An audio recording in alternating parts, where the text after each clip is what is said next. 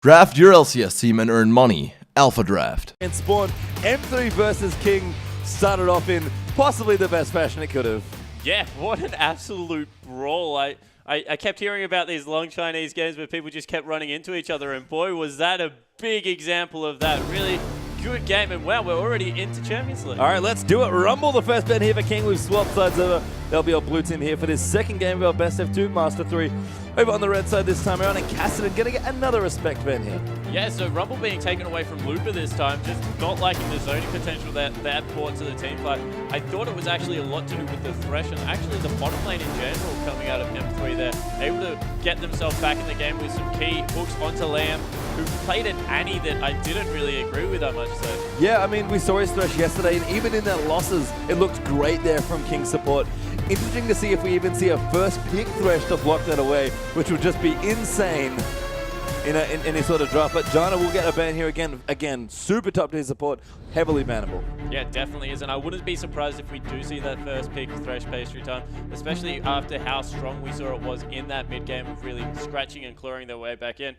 Going through M3's lineup, signs of life finally. We see that Dade flashes of brilliance, definitely nothing used to the Dade that we're used to seeing, maybe not as on point with his mechanics and able to move around the map, but did have some good periods in that time. But it was really Looper stepping up for me in that game that really changed it for them. Yeah, now going to get banned as well. Everyone's learned their lesson, I think, about that champion. LeBlanc here, banned from King actually, don't want to play against their own LeBlanc, basically. The Assassin played very well. So maybe putting it that high that they're putting it on an equal with Thresh, and they're like, do we want LeBlanc or Thresh first? And I think that Thresh wins out in that pick for King because of how well Lamb played it. Well, that means Lissandra or Rek'Sai or both will be open at this point in the game, and Jarvan's also going to be hanging out. You want to think about top tier picks. Sivir as well will likely go through. She's not really bannable, I don't think, yet in China. She's seen maybe a couple of bans, 1 or 2 so far, but we're going to have Lissandra, and that's going to leave a lot open here for King, but 2 good picks for M3 as well. Yeah, so they're going to take the Jarvan, and wow, Rek'Sai being hovered straight away from Roy. I think it matches his playstyle well. Able to get in there and really affect lanes. Notchup's one of the best CCs in the game, but that will also give them Thresh, and wow, that's 2 power picks. Don't really agree with the Jarvan pickup because of the fact that Rek'Sai was still up. Just, if there's 2 equally good jungles, take away the best support. And we talk about this a little bit when we think about drafting.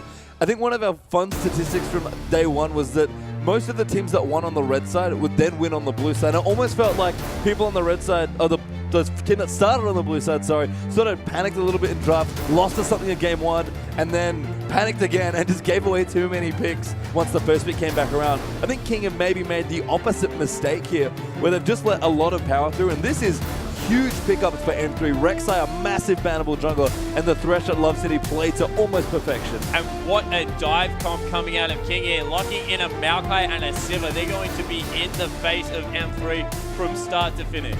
Yeah, they really are. And this is the normal combo that we've seen from a lot of the Chinese Sivir-based comps. Maokai is probably the single best champion you can have to just get in there. He's really good once you can W into a carry. He just can't get himself in there very much. And this would be a usual response out of Looper, actually. If they play heavy team fight compositions, I would expect him to pick up the Singe, be that split pushing terror that will absolutely run circles around you, then be able to use his team fights while the Maokai has to pick up the lane. He's played it before, and it looks like he's playing it again. Looper is playing Singed in an LPL game. Corky picked up there as well. Candy going to repeat that performance, and what a performance it was in game 1 here. And King were doing some hovering of that particular champion. That's actually been banned against Assassin, but we'll see what he wants to play here, as King have got a couple of things to decide here. How do they want to take their Sivir?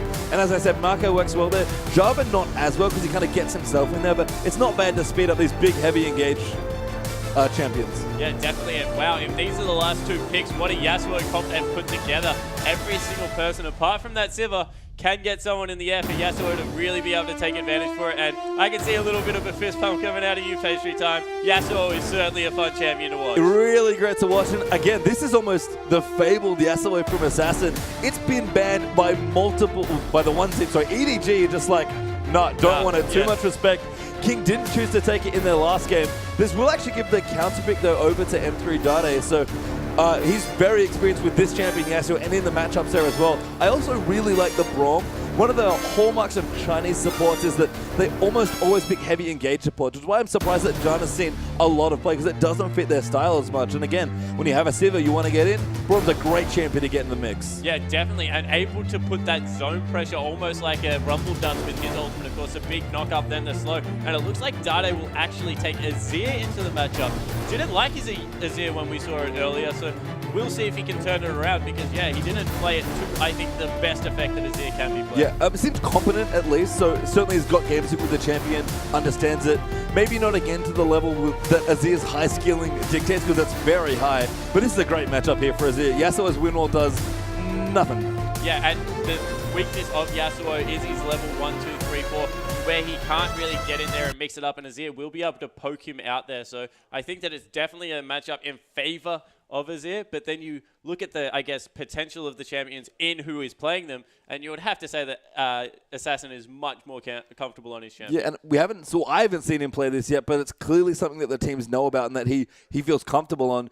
Curious to see how well he does here on this pick, but Dade's got a great counter pick. And that's sort of Yasuo's issue. He fell off in the mid lane just because a lot of the counter picks developed, and there's many champions that are very popular that can be picked against him. Yeah, and it was kind of a playstyle thing as well, Pastry Time. As soon as he puts that win wall up, people were just starting to run through it and really give him a lot of hard time. People were picking up things like Ahri that could dive through. The Rise was certainly popular at the end of last season before the nerfs came through. So, he fell out of favor, not only because, I guess, the nerfs came through, and they did hit him very hard. It was more because people just decided they weren't going to play that way against a Yasuo. Yeah, and I guess moving through the other matchups, let's look at the jungle real quick, because you mentioned that you don't really like first pick Jarvan. Now, Jarvan clearly a good jungler. Top 3, I think, arguably on this patch, but Rek'Sai in the hands of M3's jungler Rua here. Yeah, I generally love first pick Jarvan. I actually think that, because I think that Rek'Sai should be permanently banned because she is so strong at the moment. I think that Jarvan is definitely the next strongest champion on the patch. But if there are 2 strong jungle champions up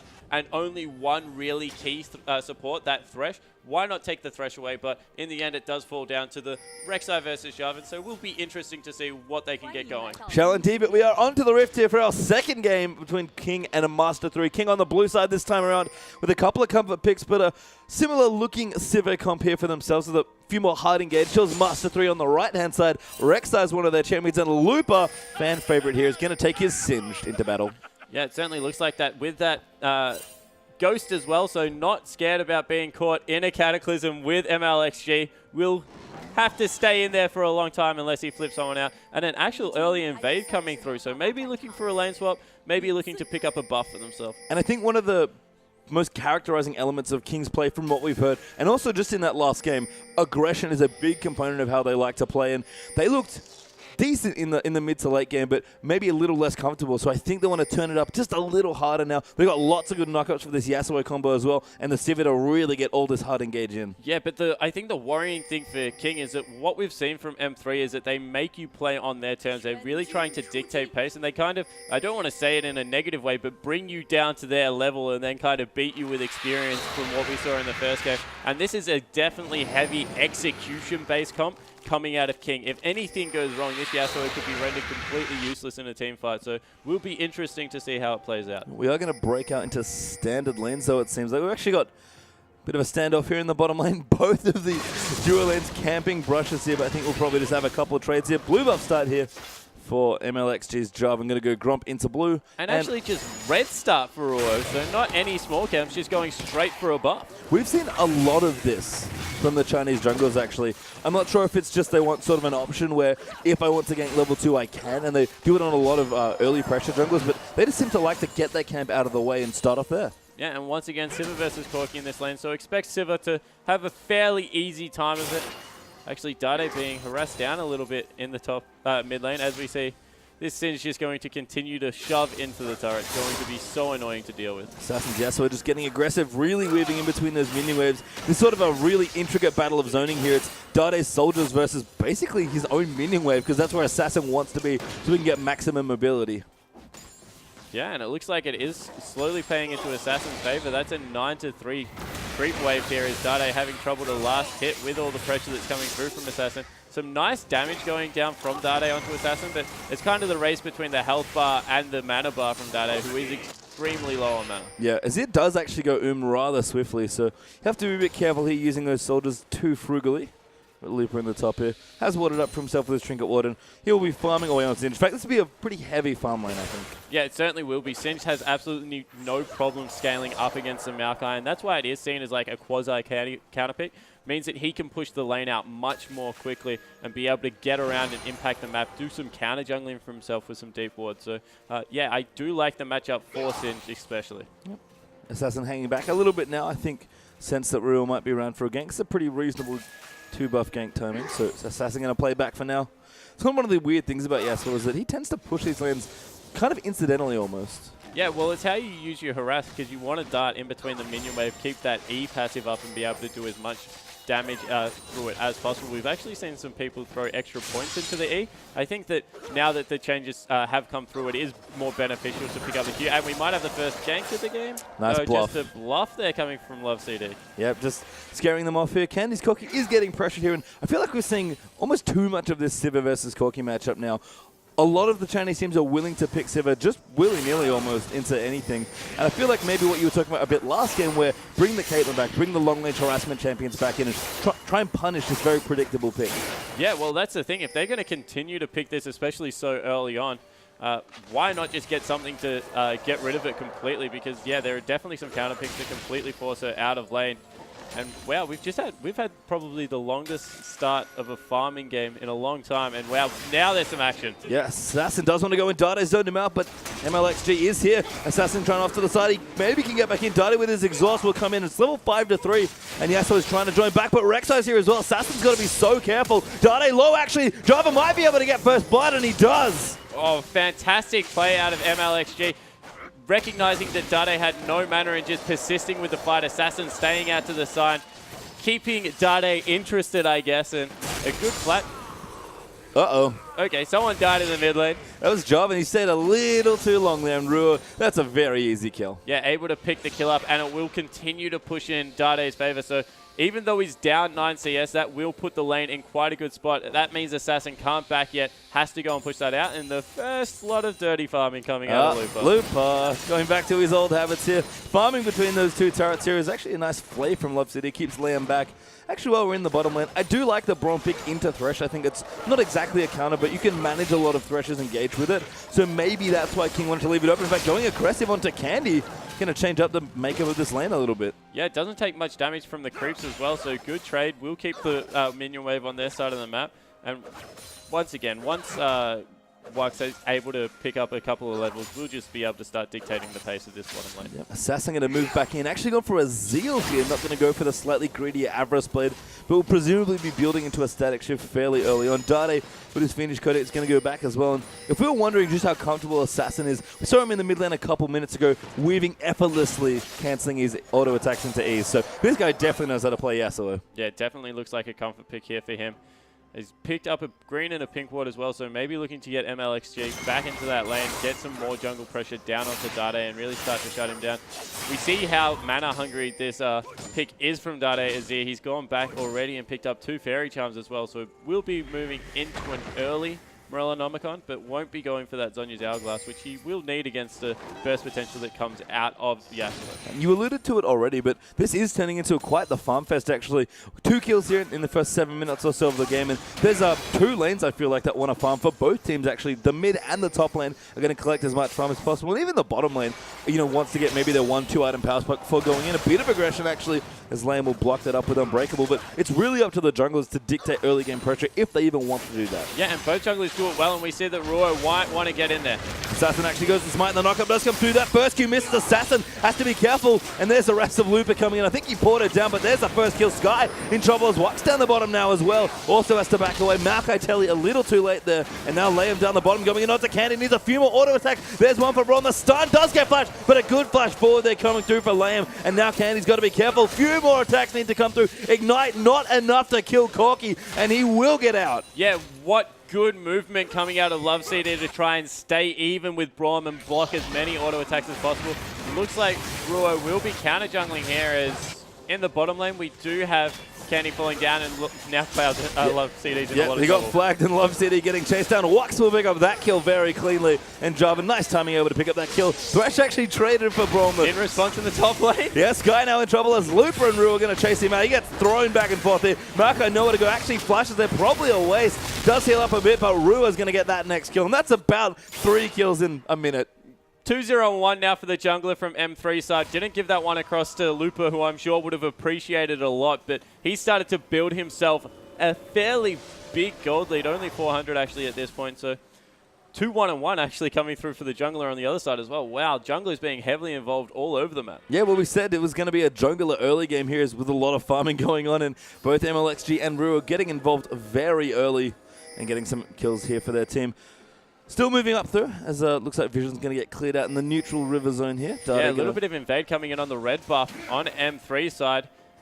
Both top and, both mid and jungle were in there, and support's rotating over now as well. As you said, when they come in a lot of members. Yep, everyone arrives now. Assassin going to get locked on. There's a locker. Yasuo's going to pop in as well. Great knock up there from Braum's Glacial Fissure, but Ruo gets the first kill. Dade solo will die to Yasuo's Ignite. And now Assassin going to keep moving in. Ruo is low there. He's going to get stunned up with one more auto. Liam's going to chase him, pops the bite, and just actually crushes a tunnel. Nice little mechanics. Yeah, so Love CD leaving that fight relatively early with a lot of HP, so maybe a little bit of not wanting to overcommit with another member rotating around, but in the end, trade 1-for-1. Really good knock up there into a Yasuo ultimate, but Dade has got his Morellonomicon now, looking good. Hasn't got the Static Shiv yet on the side. Wax forced to pop the ultimate, actually going to turn around. Be like, all right, maybe we'll fight now. Braum's coming back. I have to say, Lamb's Braum looking a lot more on point than his Annie. We've seen that he does like these big engage supports, but he's going nice and aggressive in this lane. Yeah, there's just more margin for error when you play a support that has so much more tank ability. And with that Unbreakable up and the stand behind me, just takes absolutely no damage against that Corgi, so able to play much more freely.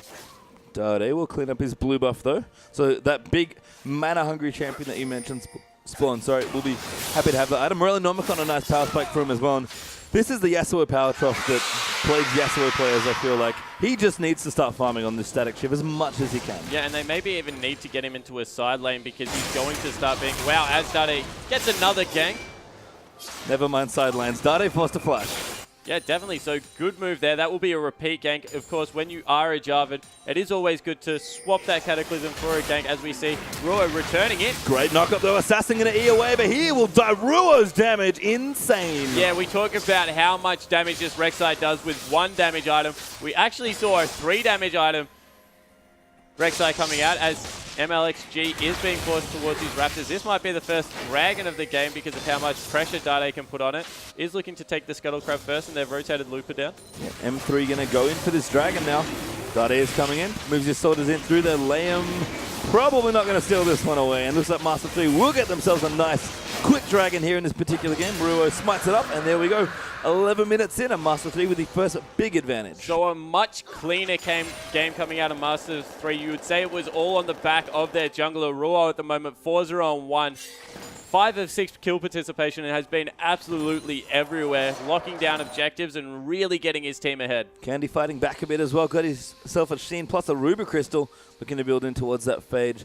10 CS behind here against the Civil Lane. It's been constantly harassing and pushing them in, but nothing too dangerous there. As Assassin's also 10 CS ahead, but again, not a big deal. And Looper getting the real big numbers here on Sin. She's getting ahead of this Maokai and farming it up. Yeah, and that's danger zone because, of course, Wax won't be able to get away from that Singe whatsoever once he picks up that roller, as well as the Rylai's Crystal Scepter. It's just going to be so frustrating to have a Singe sit on top of you and mitigate a lot of your damage. Jarvan gets the bad news about Dragon, so we'll try and clear out whatever vision he can there. In general, Singe actually has a great build path in this lane, can actually go for a Thornmail after that, and maybe even transition into that Glacial Shroud, and finally the Frozen Heart, of course, mana synergizing so well, and that ultimate just makes him so pesky.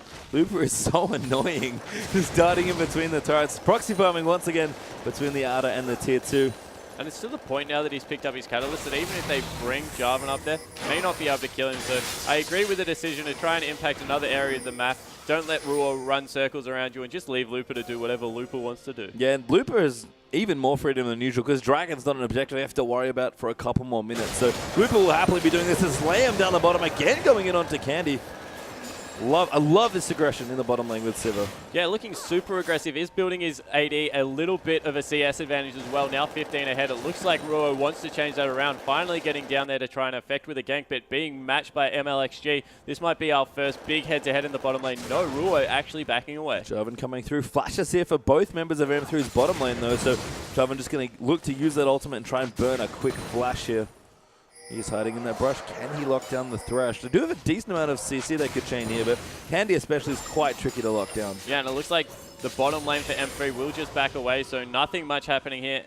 MLXG wasting a little bit of time, but not too much. No other objectives really on the map at this point. Yeah, Assassin still ahead on CS, actually trying to use his Static Shiv and the pretty long range on his Q to poke these minions back. But look at Zade aggressively putting the Sand Soldiers forward here, trying to zone up and pick up his own farm. Yeah, and I guess that's the interesting part of this matchup, as we have a gank in the bottom lane. Candy getting jumped on that tower slow. Great Glacial Fissure to follow in, and double TPs. I think are coming in. Loves City, so Ruo down there as well for Rek'Sai. There comes, no, it's Luxor who does come through, and Sky who came down from the top lane, excuse me. Brom gets the next kill down to Rek'Sai. That's 2-0. There's the stun, sorry, 2-1. And there's the third kill. Jarvan goes down, but good trade there for King. Yeah, and actually able to stop the Cinch teleport, so he wasn't able to get in there and affect the fight. I think maybe even the turret went down a little bit too early for Lupa to be able to get in there. So he'll just be stuck pushing this top lane. Will pick himself up as a turret for it, but actually a little bit of a different build coming out of this thing. He has the sweet Maokai item that we see, the big tank utility item. Yeah, I think it's called Righteous Glory. I did muck that one up with Righteous Fury the other day, so I won't be forgetting the name anytime soon. As we see once again the ultimate coming out of Ruo. He has died for the first time, 5-1-1, still performing very well on this jungle. I'm not sure M3 want their gold on that particular jungle. I think Rek'Sai's fine with items, especially if she goes quite tanky, but just in general, maybe Dade or Lupa, or I guess they carry Candy, would prefer a couple more of those kills. Oh, definitely. That is always the case when you get a couple of kills as a jungler. A lot of pressure goes on you to affect the map even more once you do get yourself ahead. Looks like he will be picking up maybe even another Brutalizer. We saw a fairly aggressive build come out of Clear Love. Clear Love, yeah, it was Clear Love over there, so looking to replicate that maybe, and picks himself up a Giant Belt just for a little bit of health and tankiness in this mid game. Rod of Ages has been finished up here by Sky as well, so Marco's build coming along nicely. Murktrode's actually hit coming through for Assassin, so probably a Blade of the Ruin King somewhere in his build needs to make up the attack speed for the CDR, but pretty necessary item against all the mixed damage. Yeah, and finally getting Assassin into a side lane to get that CS back up. He was having a harder time against Dade Azir. Don't want to say he was really struggling because he has had a lead all game, but is getting fairly camped there. 1-3-1, not having the best game at the start on Yasuo. And I like this again from King. They seem to always want to do this with their Sivir, at least in this series. They rotate Sivir into other lanes and just pressure them with the Sivir. I mean, Infinity Edge done Zeal there as well. No boots, but it's a short lane in mid. You can just constantly pressure down towers and clear out waves. Yeah, and with that ultimate and the Summoner Spell Flash still up, not much danger coming out there. Dade will be able to clear lanes relatively well, but has now gone back, so this is their chance to really try and push this lane down. This Assassin here is hanging out the bottom, maybe fancies a duel with Candy. There's a decent 2-level advantage here as well, but again, time to clear out some side waves here, and we're going to see a lot of Yasuo farming. Yeah, so Yasuo really does need those items to turn into that late game powerhouse we've seen. With the team comp that they've put together, not much on actual Assassin to get his ultimate going. Will be finding an easy way into a fight, but he will need to pick a good one. As we see, 4 people strong stacked up. Dragon is 30 seconds away, so nice vision control with Sky coming down, leaving Lupa in the top lane. Of course, he has already taken that turret, so there is a long way to push before he can really impact. I think Lupa's teleport's timed nicely as well. It should be back up by the time Dragon is, and he's going to keep farming and pushing that wave in. Markai had to walk down early because he didn't have his TP or wouldn't have it available for the next Dragon when it came back up, so good play there from both sides, actually, making sure their top laners are in the right place. And it looks like Lupa going for a very defensive build here, going for a Randuin's Omen, maybe the Frozen Heart afterwards. Of course, that Watermail building into both items, and the Dragon has been started up now by M3. Lupa's teleport is off cooldown, so if they do go, this will be a 5v4. Lupa coming in. Yeah, Sky rotated up, no teleport for him, and that's going to give the Dragon away to M3 again. 2 Dragons now, and King maybe didn't want to contest that particular dragon, but that was very easy for Master3. Yeah, complete opposite of what was happening last game, with now Master3 really taking control of the early objective, looking to push their advantage in the mid lane as well. Candy and Love CD in the bottom lane will be able to take out another turret, so building a slow gold advantage here. Assassin needs to be careful, he's pretty low. He does not get a static ship proc. I guess the tornado doesn't proc it. And we'll move down. He's actually just forced to back away. Corki's going to get that tower. Looper has now started ganking people in the enemy jungles. Rua's come through now as well. Lamb, though, will get away. This is maybe a 3v4 if they're able to get in there with Maokai. Yes, guys coming through. Lamb's going to try and line up. And does get all three of them, actually. And Wax now going to come in over the top, try and do that damage. But Dade coming in, pops them all back with his ultimate. And Looper is doing so much damage in the backline and being so irritating. Dade going to get hit up by that boomerang blade. Wax is low on mana, though. Has to be careful. Sand Soldier gets the double there for Dade. Oh, and Lamb is so close to a Sand Soldier. Meanwhile, I think it was actually Jarvan picking up a kill on Love CD. So in the end, a 2 for 2 across the map? No, 2 for 1. Only one person going down, and Ruo not done yet. He's so speedy. They're actually double knock up their assassin. Maybe going to line up an ult, but look at the damage there from Rek'Sai. Yeah, able to pick himself up the kill with that ultimate and the home guards coming through. So great job from Ruo. Really getting going now, and Looper still being an annoying Singe in the top lane. Yep, fancies his chances. Even without his ultimate, just going to regenerate some health here as best he can. He'll just hang out. Level 13 now for this Singed. Looking like the Looper of old. Yeah, and 172 CS at only 19 minutes through. He's going strong with the AD carries here, so look for Wax to have a really hard time in this mid-game. About 7,000 gold picked up, and he's actually gone for the Frozen Heart before the Randuin, so yeah, Wax and that Yasuo are going to do absolutely nothing against this here. I think about 1,000 gold up for Looper as well over his lane opponent. Sky who's been, again, a great player and possibly the best performing player so far of King, is struggling now against Looper's Singe. Looper play definitely changed from yesterday, where he just did not have good games, unfortunately. Yeah, and we're seeing it, I think, through his champion picks. He's gone back to something that is a little bit more impactful in the game, and he didn't really do much for me. And Maokai, of course, just being that tank. So I like the Rumble pick game one. The Singe pick I'm always going to like. Just so frustrating to have to deal with. And look at him all over the map, just split pushing at will, picking up as much CS as he wants. Well, you and everybody else, I think, loves Looper Singe. King are looking to group, potentially try and find a fight. Assassin actually got a BF sword here, so maybe going in for a bit more aggression. There's the cataclysm onto Dade. Pops out though. Great dash away there, and now Sky going to get hooked in under the tower, taking a lot of damage. Lamb does get smited for the slow. Yeah, Looper coming around the side now as well. Sky coming in. Candy blows up Lamb there, and now Looper just going to stick to everyone. Wax has to back up towards his tower. Be careful, buddy. You get hit by one hook. And this will mean another objective coming in from M3. Azir pushes turret so well, and maybe we spoke too soon about Dade's Azir, because this time looking mechanically on point. Yeah, going to set up a tower now as well, potentially extend that siege in towards the tier 2 mid turret. M3 going to clear out a bunch of vision and jungle gives us. Looper going to get caught out now by King. Assassin's found him as well. Good smite coming in. Needs to knock him up though. Sky though will do the job and picks up the kill onto Looper. Yeah, Looper was looking for that lantern over the wall. Unfortunately not able to get it, so he does fall down. So that's a return kill. Nice answer coming out of King, but with how big this Rek'Sai is, with how big Looper is starting to become, you would think this game needs to be spun around relatively quickly. They are about 4,000 gold behind. And important to note, King have only one real turret in their quotes as they picked up the bottom outer.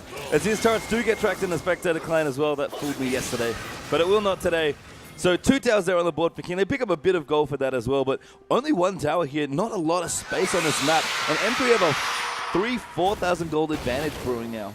Yeah, and Ruo using his ultimate once again, get out of that base, get back into his jungle, going to look to donate that blue buff over to Dade, who has nearly got his Zhonya's Hourglass, will be able to go back and pick that up after the blue buff, if he so pleases, and it is in perfect timing for the next dragon. I have to say though, we mentioned it before, so much of this gold is onto Ruo, and it's not that I don't think he can perform with the gold he's been given. He certainly has been so far in this game, but as you mentioned, when you get ahead as the jungler, that pressure is there. Candy gonna get knocked up here. Assassin, easy ultimate. Goodbye, Koki. It is so much better to play Yasuo with someone that can just get them in the air so easy. Jarvan providing the knock up, and the dunk comes through. Able to pick up a kill for himself, and once again, Looper's teleport timed very well for the next dragon fight. Bottom turret is being pressured at the tier 2, and only Ruo here to defend the mid lane turret, so may actually lose 2 at once. No, Looper teleporting in. He wants to defend it. Ruo going to come and look for the knockup. Wax though pops the spell shield. prevents that from happening, but Love City will rotate in with Looper. And King will give up the push there. Dade now going to counter push out so many Sand Soldiers with that blue buff. And Zondi's now finished up as well for him. He's looking pretty here on Azir. Ooh, and this is a little bit bad of a back timing. Actually, might even be stopped by Dade. Assassin's gone aggressive. Yeah, Assassin has indeed. Now Dade going to get exhausted up. He needs to be careful. Trying to find minions. That's a good knock up there for Dade. Assassin darting around. Has to be so careful. Windwall will not block that rocket especially. And Candy cleans up that kill. Yeah, really nice play from Dade. Burning the exhaust as soon as Assassin went aggressive. Splitting him up with that war. And yeah, they're going to have to give up another dragon because Wux has just gone into the top lane to clean out that big minion wave. And a small note on Assassin, he is actually going kind of an older Yasuo build, but one that I think works exceptionally well in the team comp. He's just going basically all in on the early game damage. Infinity Edge will be his second item here, where it has been shifted a little more towards the third item, and that means that they're just going to want to get in, use all of the big team fight hard engages. They've got plenty of tools for Yasuo's ultimate as well. Master3 right now in control of this game. They're going to take their third straight dragon. Yeah, and the way you think about it really with Yasuo is if you need a defensive item, you go for maybe a Hex Drinker in there to stop the bleeding. That's very, very dire straits. If you're relegated to split pushing because you don't really have many people to help you out, you pick up the Blade of the Ruined King. But when you have all those knockups, why not go the Infinity Edge, work on the 100% crit, and just look to absolutely murder people in that ultimate? Yeah, so Assassin gonna look a little bit more like an Assassin actually here on with this particular Yasuo build, but still King struggling a little bit here. A few thousand gold behind, about 3 as Candy. Another great game here. 2-3-1, not as exceptional as his last performance, but looking good with his item build. Seems like maybe Last Whisper's coming out though. Yeah, potentially Last Whisper. Maybe even going into a Blade of the Ruined King and just sitting on that pickaxe. We'll be interested to see what he picks up. I don't like Last Whisper as a general item on Corki this early in the game, just because of how much mixed damage he has. I think Bloodthirster, Blade of the Ruined King, or Infinity Edge are definitely superior builds. Yeah, it's just not that much armor on the side of King at the moment. Oh, so he is going to go the Blade of the Ruined King for the first time. So potentially to deal with a Maokai who hasn't picked up much resistances at this point in the game, but does have a lot of HP coming through from that roller, and the Spectre's Cow that he's picked up. So a little bit of a variation on the builds, showing that he adapts depending on what he's against. Yeah, and again, more of that duelist, aggressive Chinese Corki build that we've seen a lot. They really love their Blade second on Corki. As Rua here is going to surf through the top side of the river. They found Assassin actually, but easily with job. And it's not a bit awkward. Assassin's got to be careful. Does get knocked in and CC'd up. He's got nowhere to go. Misses the nado on Candy as well. And goodbye, Yasuo. Yeah, and Rua picking up another kill for himself. He's 7-1-3, but they may even be able to rotate into a Baron here. No, choosing not to. Going towards a red buff. Just looking to secure their own buffs and really look to maybe pressure in on these inner turrets. And Looper, despite having a pretty low participating game in terms of kill scoreline, 0-1-4, he is doing so much work for his team as Wux gets chunked out by Dade. Yeah, so Dade's Azir really starting to power up in this mid game as Looper once again going in for a flank, forcing them off that turret. And Azir Corki, especially with the Trinity Force in there, are just going to take turrets so quickly. There's something comical to me about Singe as the champion, but Looper is doing his job on a champion that he knows so well. And you can tell it's running King around this map. They're actually basically containing them around their tier 2 mid turret here. And they're going to push in, try and take it. Looper going to tank up now as well. Complete zone off the turret from Looper and the hook land. That was a nice hook there. Rua going to come in now as well. The team fight will start here. Sky Pop's ultimate. Assassin going in. Oh, he's exhausted though. He does hold and get a couple members of Assassin. Still running in the backline, trying to get off the Corki. Gets pushed back by Empress Abide. Now Dada getting aggressed on. Rua gets the first kill. There's Thresh getting the kill into Yasuo. And now King is being hunted down by Master3. 3 straight kills for 0. Yeah, and Looper won't even Make fall. it 4. Dade picking up another kill. This may even be the mid turret going to go down. Death timers are extremely short, only 20 seconds on some players, but they'll be able to push in for the first base turret of the game. Maybe even pick themselves up an inhibitor. Inhib turret dead. Inhibitor looking to go down here as well. And Master3, for such a long brawly game we had, really turned it up here in the second game. Yeah, certainly haven't. They've done it through being able to get some good team fights with this Singe. Emperor's Divide coming through absolutely wrecked Yasuo in that fight as well as the exhaust. And in the end, Candy just able to sit back and fire all those missiles, all the phosphorus bombs, and just a consistent damage too much. Yeah, Candy's he's been the janitor. We said that, I think, maybe too much about AD carries, but with that blade now finished up as well, doing plenty of damage here. Dade also ramping up with his build. Stingers now is in his inventory. Yeah, maybe even moving into that Natchez, of course, doesn't apply the on-hit effect from the Sand Soldiers, but does provide some attack speed, does provide even more cooldown reduction and mana regen, so Not a bad build coming out of here. But a big gold deficit now for King. M3 up at 8,000 plus gold at this point. The Infinity Edges are done for the 80 carries, I guess, here of King. But they just don't have enough damage. And this comp, especially with the way Assassin's building, feels like it really wanted to have a bit of a better early game and push through a big mid-game team fight. Yeah, it certainly did. And now this Singed is absolutely massive. Has picked himself up a Thorn Mail. I think nearly unkillable at this point in the game. And they may have to cut their losses and just turtle up very hard here because Looper is just going to wreak havoc in team fight. Yeah, he's running wild right now. Dade with his blue buff as well, 4-2 and 7. Looking strong also on this Azir. King now Sunfire finished up as well as Ranju and Omen for Ruo, so he's nice and tanky, 8-1 and 6. He's turned into nearly a 4th carry for his team this game. Not much going to stop him as well. As he picks up another Brutalizer, expect him to maybe... Actually, no, I don't. I was going to say Black Cleaver looks like it synergizes as well with the kit that comes out of Rek'Sai, but with all of the AP damage coming out, just build a Youmuu's Ghostblade. Go very solo and try and kill people yourself. Yeah, Wox now does have a last whisper and recognizes that the big tanky Singe needs to be chopped down a little bit. But as well as the Rek'Sai, so tanky this part of the game. Definitely agree with that. Pick up Fresh also getting quite big, and they'll just be able to siege this turret down even without their top lane. Yeah, Looper still has his teleport if he needs to be there, but he's going to be annoying instead here. Because he's Looper and he's playing Trinity Force and Azir synergize very well when taking turrets because both members can just walk up, get one auto attack as well as a W on there, and it chunks a lot of the health through from the turret. So even if you have to whittle it down slowly, still does a lot of work. Yeah, Rua, so speedy, firing out the Prey Seekers in borrowed form. He's getting a bit of vision for his team. Looper, kind of man-fighting Skyder. That'll take a while though.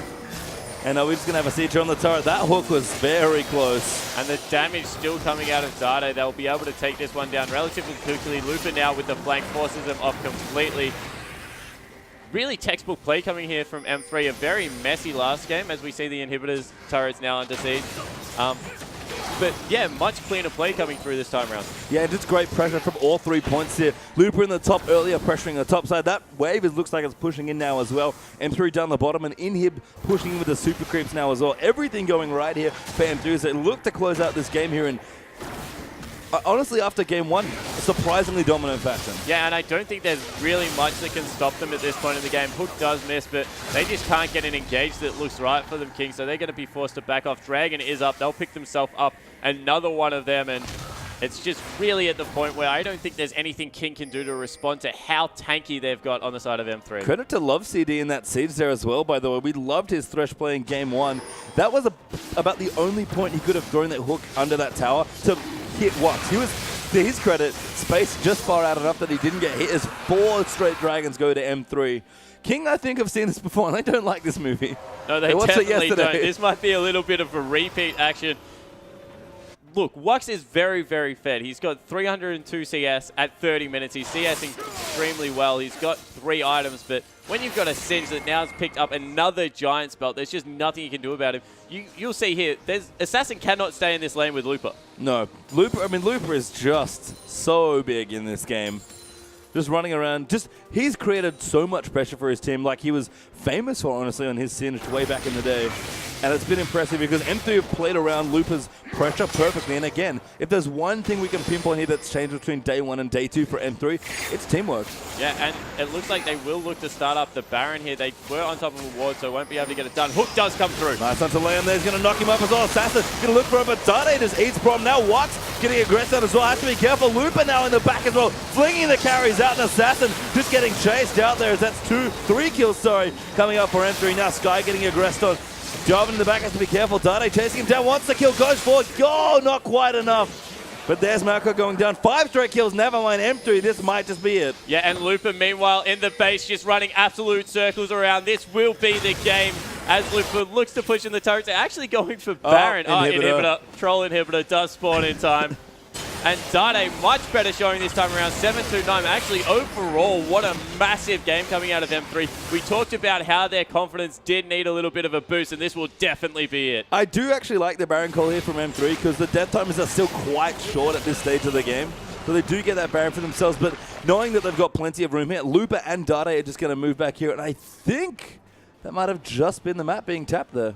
Yeah, so it was a tap out that we have seen, so a surrender vote coming through from King, 2-0 for M3 and in much more emphatic fashion the second time It round. really was, and a strong performance. We questioned on day one when we saw them, how well were they going to play? And again, that coordination tightening up so much more comfortable looking play by Dade and Lupa. Yeah, and when Dade and Lupa fire, you can see exactly what this team is about. Actually, credit to Candy and Love CD for being much more solid than we were told to expect, coming out with two very, very good back-to-back games. In fact, Candy in Game 1 did carry that one through, but when the top side of the map's firing, when Ruo's getting around and infecting ganks, they just look much, much smoother. Yeah, and Ruo with a nice game there as well. And we talked about the Game 1 being so back and forth. Nice to see both teams honestly play from behind quite effectively, but again, coordination being the key thing here. You can't win a game that's 60 minutes long if you're not playing together as a team. And in both of those games, even in the much more one-sided Game 2, M3 just looked fantastic. Yeah, and they turned it on from the start this time, which was what was so much more impressive pastry time. Able to really strangle them off objectives, push through with that Singleton, just use their team comp brilliantly. Well, we are going to be done for this particular game, but we've got one hell of a game coming up as well.